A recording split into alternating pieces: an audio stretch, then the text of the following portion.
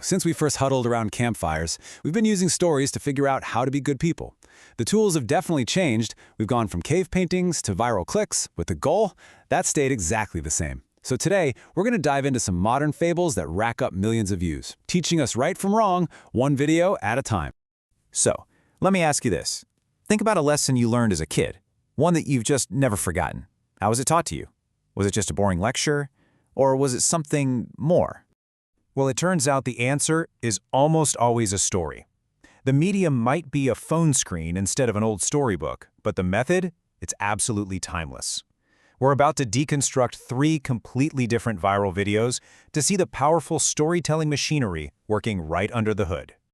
First up, we've got a technique that's as old as time itself, direct opposition. We're looking at a kid's video that uses this incredibly powerful tool, a simple choice between 2 extremes, to make its lesson basically impossible to mess. Okay, so what's really fascinating here is how unsubtle this is, and that's the whole point. On one side, you've got Liam, the kind brother. He helps his sister get the cereal, he shares the last cookie, that's a big deal, and he saves up for a really thoughtful gift. Then, on the other side, there's Tyler. He's just glued to his video game, he hides that cookie for himself, and he totally forgets his sister's birthday. There's no gray area here, none. The actions are simple, totally relatable, and they create this perfect moral binary. And this is where the lesson lands perfectly. The consequences are just as crystal clear as the choices. Liam, he gets the first biggest slice of cake and is surrounded by his loving family. And Tyler, he's sitting all alone, just watching the fun from a distance, realizing exactly what he's missing out on. For a young audience, it's a super direct and powerful equation. Kindness equals connection, and selfishness equals isolation. Simple as that. All right, let's switch gears for our next example. This story takes a completely different path. Instead of that simple realism, it uses fantasy, the supernatural even, to make an abstract moral threat feel incredibly real and immediate. So get this. This is a quote from an Urdu story where the devil, or shaitan, is actually sick, and his grandmother is trying to make him a magical medicine, but she's missing one final, super bizarre ingredient. And right here, with this one line, the story sets up its stakes. This isn't just about being a little naughty anymore. A simple lie now has honest-to-goodness supernatural consequences. So here's the genius part. It's how the story connects the dots. Let's just walk through this. A boy named Arfin tells a small, everyday lie to his mom. Then he does a totally normal thing. He takes off his socks. But because of the story's magical rules, those socks become physical proof of his lie. The devil's grandmother finds them, and poof, the evil medicine is complete.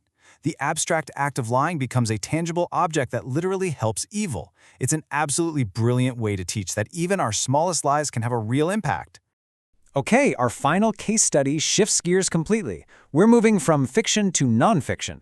This is an Islamic explainer that tackles a really complex religious topic, not with threats or stark contrasts, but with a calm, reassuring conversation that's designed to soothe anxiety.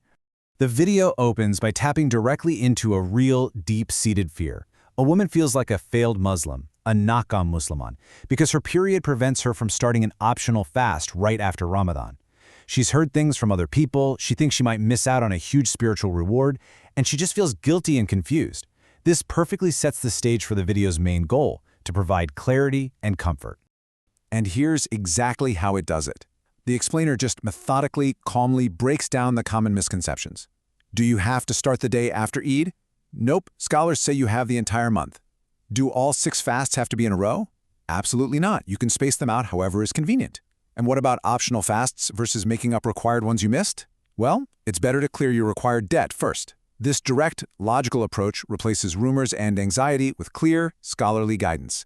Now this, right here, this is the key emotional pivot. The host completely reframes the situation. By not fasting during her period, the woman isn't failing at all. She is actually obeying God's rules for her body. The very thing that was causing her so much guilt is presented as an act of faithful obedience. I mean, that is just such a powerful and empathetic shift in perspective. Then, to really seal the deal, the video turns to what it calls divine math. It's based on a Quranic principle that every good deed is rewarded tenfold. So let's start at the beginning, the 30 mandatory fasts of Ramadan. As you can see, when you apply that times 10 multiplier, that single month of effort earns you the spiritual reward of 300 days of fasting. Okay, now for the next part of the equation. We add in those 6 optional fasts from the month of Shawwal.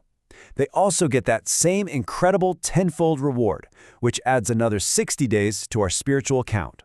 You could probably see where this is headed. And boom, that brings us to the grand total, 360 days. The reward for an entire year of fasting. This is the masterstroke of the whole explainer. By showing this clear, beautiful logic, it doesn't just tell you the reward is great, it proves it with simple math. It makes the whole practice feel less like this impossible challenge and more like an achievable and deeply meaningful spiritual goal. So we've looked at 3 wildly different videos that all share one purpose: to teach a lesson. What can we take away from these very different approaches? What's the blueprint from Modern Fable? Well, it really comes down to a toolkit of a few powerful techniques. First, you've got the hammer of contrast, where good and bad are so black and white that the lesson is just unavoidable. Then there's the magic of fantasy, which turns an abstract idea like lying into a concrete object that literally helps the devil. And finally, you have the comfort of dialogue, which uses empathy and pure logic to turn confusion into clarity and guilt into faith. And here's the thing. Despite all their differences, they all succeed for the exact same reason. They make the connection between a choice and its result incredibly, undeniably clear. Whether that result is being left out of a birthday party, helping a demon get better, or earning a year's worth of spiritual reward, the path from action to consequence is always visible. So, the next time you're scrolling through your feed, it's worth asking yourself, what lessons are being embedded in the stories I'm watching? What modern fables are quietly shaping my ideas of right and wrong? The storytellers are out there, more powerful than ever before. The only question is, are we paying attention to the tales they're telling?